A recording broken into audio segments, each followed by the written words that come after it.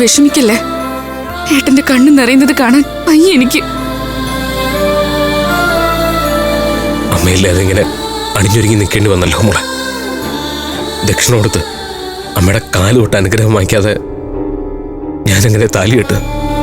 മനസ്സുകൊണ്ട് അമ്മ ആഗ്രഹിക്കുന്നുണ്ടെന്ന് വിചാരിച്ചാ മതി. അമ്മയ്ക്ക് താലികെട്ട് കാണാൻ പറ്റില്ലെന്നല്ലേ ഉള്ളൂ. അസുഖം മാറി സുഖപ്പെട്ട് വരുമ്പോ ഏട്ടനും അമൃതേച്ചി ഒരുമിച്ച് അടുത്തുണ്ടാവുന്നത് തന്നെയാവും അമ്മയുടെ സന്തോഷം. മോളെ, അങ്ങനെ നമ്മുടെ അമ്മ ജീവിതത്തിലേക്ക് മടങ്ങി വന്നാലും എത്ര കാലത്തെ അമ്മയ്ക്ക് തീരെ വയ്യാന്നുള്ള കാര്യം ഡോക്ടർ ഏട്ടനോട് മുമ്പേ പറഞ്ഞതാ. ഏട്ടനത് മോളോട് പറഞ്ഞില്ലെന്നേ ഉള്ളൂ. ആ കണക്ക് കൂട്ടലുകളൊക്കെ തെറ്റുവേട്ടാ. ഏട്ടന്റെ കല്യാണം കഴിഞ്ഞു അറിയുമ്പോ തന്നെ അമ്മയ്ക്ക് സുഖാവും. നമ്മളെല്ലാം ഒരു കുടുംബമായി അച്ഛനും നമ്മളും അമൃതേച്ചിയൊക്കെ ഒരുമിച്ച് അടുത്തിരിക്കുമ്പോ അമ്മ നമുക്കൊപ്പം ഒരുപാട് കാലം ജീവിക്കും. ചില സമയത്ത് നിന്റെ അത്ര ആത്മവിശ്വാസം എനിക്കില്ല മോളെ. ആത്മവിശ്വാസത്തെക്കാൾ കൂടുതൽ പ്രതീക്ഷകളായേട്ടാ എനിക്ക്.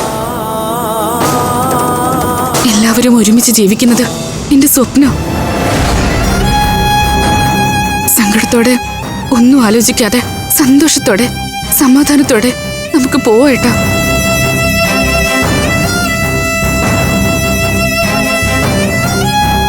ഏട്ടാ, സമയായി, ഇറങ്ങ.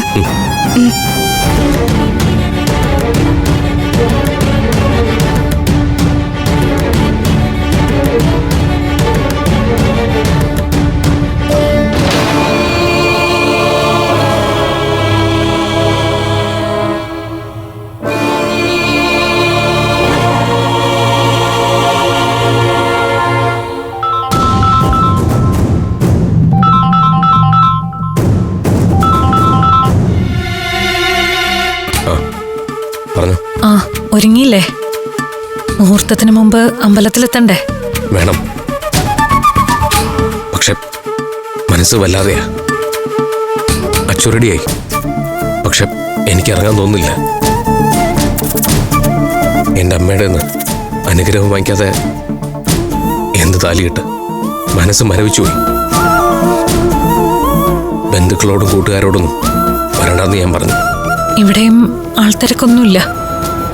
അഖിലെ ആകാശം പോലും വന്നില്ല. ആർക്കും ആരോടും ഒരു അടുപ്പമില്ലാത്തതുപോലെ. വെന്റിലേറ്ററിൽ കിടക്കുന്ന എന്റെ അമ്മയുടെ മുഖം മാത്രമേ എന്റെ മനസ്സിലുള്ളൂ. അഭി, എന്റെ കാര്യം ഒന്ന് ആലോചിച്ച് നോക്കിയേ. അസുഖമൊക്കെ മാറി അമ്മ വീട്ടിലേക്ക് തിരിച്ചു വരുന്നുള്ളൊരു പ്രതീക്ഷയെങ്കിലും അഭിക്കുണ്ട്. ഞാനോ ബാല്യം വിടും മുമ്പേ അമ്മ പോയി. ഒരു താങ്ങും തണലും ഇല്ലാതെ ഒരു താങ്ങും തണലുമായിട്ടിരിക്കേണ്ട അച്ഛനും ആ കാലത്ത് അടുത്തുണ്ടായിട്ടില്ല. 4 അനിയത്തിമാരെയും ചേർത്ത് പിടിച്ചു കിടന്ന രാത്രികളില് ഇരുട്ടില് ഒരു നിലാവിന്റെ നിഴല് പോലും കൂട്ടിനുണ്ടായിരുന്നില്ല. ആകെ ഒരു മോഹം മനസ്സിൽ തോന്നിപ്പിച്ചത് അഭിയ. ഇപ്പോ അഭിയുടെ സങ്കടം കൂടി കാണേണ്ടി വന്നു എനിക്ക്. തന്നെ വിഷമിപ്പിക്കാൻ വേണ്ടി പറഞ്ഞല്ല. എന്റെ സങ്കടം തന്നോടല്ലാതെ പിന്നെ വേറെ ആരോടാ ഞാൻ പറയാ? സമാധാനായിട്ടിരിക്കബി. അമ്മ ജീവിതത്തിലേക്ക് തിരിച്ചു വരും. ഇപ്പോ അമ്മയുടെ ആഗ്രഹം പോലെ ഒരു താലി ചാർത്തണം എന്റെ കഴുത്തില്.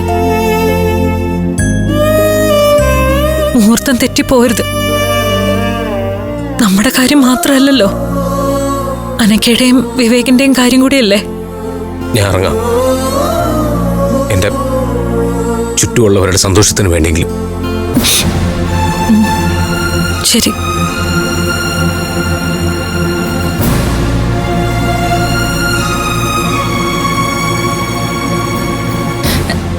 ഇറങ്ങാൻ നേരായെന്ന് പറഞ്ഞു ശങ്കരമാമ.